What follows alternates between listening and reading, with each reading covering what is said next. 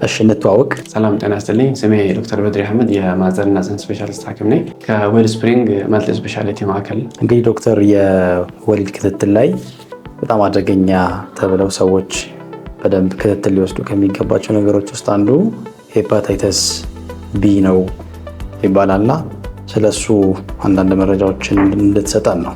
ኦኬ መልካም፣ ጥሩ ጥያቄ ነው።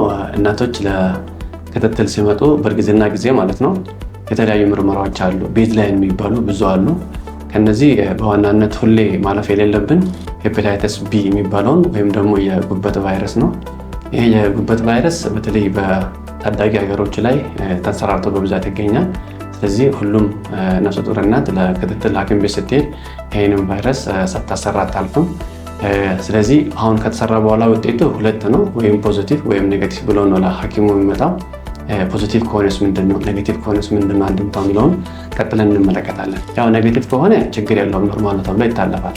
ነገር ግን ፖዚቲቭ ከሆነ ምክንያቱም ፖዚቲቭ ከሆነ ወደ ልጇም የመተላለፍ እድል ስላለው ደም ውስጥ ያለው የቫይረስ መጠን ማወቅ ስላለብን ከ28 ሳምንት ወይም ደግሞ 7 ወር ገደማ ጀምሮ ሕክምና ስለሚያስፈልግ የግድ ደም ውስጥ ያለውን የቫይረስ መጠን ማወቅ አለብን። ብዙ ጊዜ እንደ ስታንዳርድ የሚቀመጠው ከ20,000 ኮፒ ፐር ኤምኤል የሚለው ነው የሚቀመጠው። ከዛ በላይ ከሆነ ሕክምና ያስፈልጋል ከ28 ሳምንት ጀምሮ ማለት ነው። ነገር ግን የኮፒው ብዛት ደም ውስጥ ያለው ከ20,000 ኮፒ በታች ከሆነ ብዙ ጊዜ ፎሎአፕ ነው የምናደርገው፣ ሕክምና አያስፈልገው። ነገር ግን ይሄ ብቻ ሳይሆን ይሄ ቫይረስ ደም ውስጥ ከተገኘ በኋላ ወደ ልጁ የመተላለፍ እድል ስላለው ልጁ ከተወለደ በኋላ ሕክምና ያስፈልገዋል። ይሄም ብዙ ጊዜ 2 ክትባት ነው። ያ ማለት ኢሚኖግሎቡሊን ልክ ተወልዶ ከ12 ሰዓት እስከ 24 ሰዓት በላይ ባይሆንና ይመረጣል።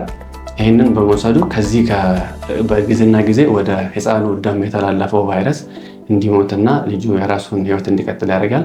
ሁለተኛው ክትባት ደግሞ ሄፓታይተስ ቢ ቫክሲን ይባላል። ይህም ልክ እንደ ኢሚኖግሎቡሊን ተወልዶ ከ12 ሰዓት እስከ 24 ሰዓት ነው የሚከተበው።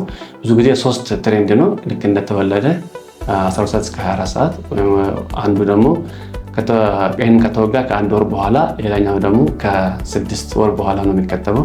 ብዙ ጊዜ ኢትዮጵያ ውስጥ ኢፒያ የሚባለው ስኬጁል ውስጥ ይሄ ክትባት አለ። ስለዚህ ብዙም አያስቸግርም።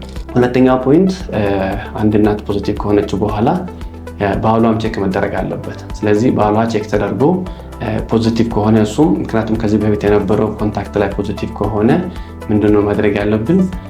ሕክምና ያስፈልጋል እሱም ፖዚቲቭ ከሆነ። ነገር ግን ኔጋቲቭ ከሆነ እሱም ክትባት ያስፈልጋል። 3 ነው ብዙ ጊዜ ክትባቱ የሚያስፈልገው ለባሏ። ስለዚህ በክትባቱን በአግባቡ 3ቱንም በመከተቡ ምክንያት ከ90 እስከ 95% ከዚህ ቫይረስ ነፃ መሆን ይችላል። ሌላው ደግሞ ከዚህ በፊት ልጆች ካሏት ሁሉም ልጆቿ ቼክ ተደርጎ ኔጋቲቭ ከሆኑ በተመሳሳይ ክትባት 3 ጊዜ በመከተብ ከዚህ ቫይረስ ሕክምና ማግኘት አለባቸው። ፖዚቲቭ ደግሞ ከሆኑ ሕክምናው እንደዛው ይለያል። ስለዚህ ወሳኙና አስፈላጊ የሆነ የጉበት ቫይረስ ነው ማለት ነው። እሺ፣ ነገር ግን እናቶች ከእርግዝና በፊት ከእንደዚህ አይነት ቫይረስ ነፃ መሆን አለባቸው አይደለ? ስለዚህ ራሳቸውን ከዛ ቫይረስ እንዴት ባለ መልኩ መከላከል ይችላሉ? ከእርግዝና በፊት ማለት ነው። ምን ጥንቃቄዎችን ማድረግ ይኖርባቸዋል? መልካም፣ ጥሩ ጥያቄ ነው። አሁን ብዙ ጊዜ ባደጉት ሀገሮች ላይ ሰው ሲጋባ ይህን ነገር እንደውም ቼክ ስክሪን ተደርጎ ወይም ደግሞ በልጅነታቸው ክትባትም ተከትቦ ቼክ የሚደረገው እንዳለመታደል ሆኖ እነዚህ ታዳጊ ሀገሮች ላይ ሰው ብዙም ይህንን ቼክ የማደረጉ ጉዳይ ብዙም አይታይም። ስለዚህ አንተ እንዳልከው ቀደም ብሎ ከማርገዟ በፊት ሙሉ ጤና ምርመራ አድርጋ ይህንንና ሌሎች ተመሳሳይ ተላላፊ በሽታዎች ቼክ ማድረጉ በጣም የተሻለ ነው።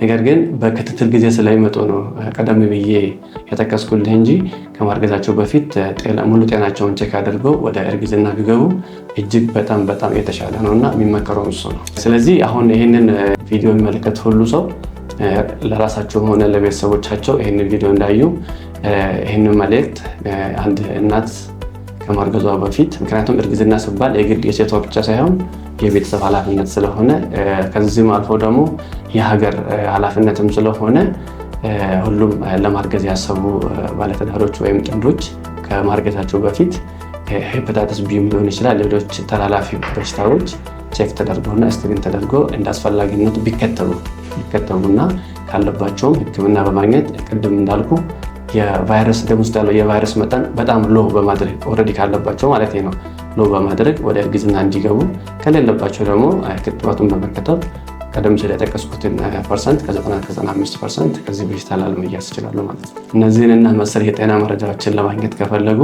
ይህንን ፔጅ ሰብስክራይብ እና ላይክ በማድረግ የጤና መረጃ ማግኘት ይችላሉ። ከዚህም በተጨማሪ ደግሞ ለሚወዳቸውን የቤተሰብ አባላት ሼር እና ኮፒ ሊንክ ያርጉ። አመሰግናለሁ።